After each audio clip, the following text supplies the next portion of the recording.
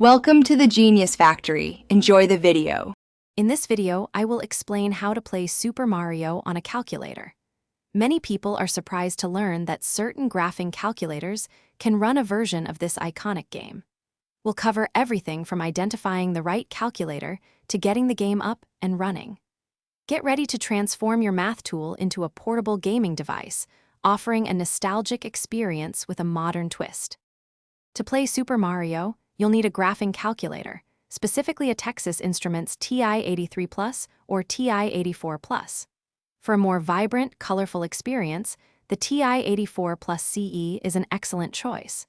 Some Casio models, like the FXC G50, also support a version of the game.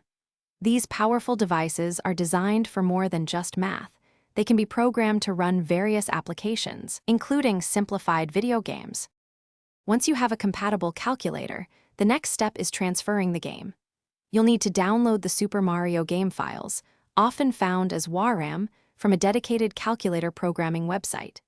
Then, install the TI Connect CE software on your computer.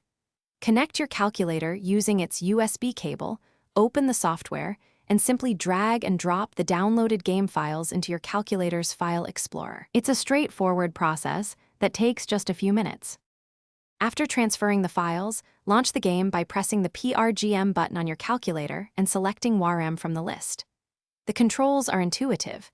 Use the arrow keys for movement and a designated button, often a function key, for jumping.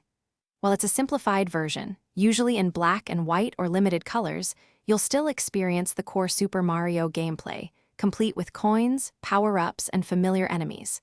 It's a fun, retro gaming experience right in the palm of your hand. Thanks for watching. If you found this helpful, don't forget to like and subscribe.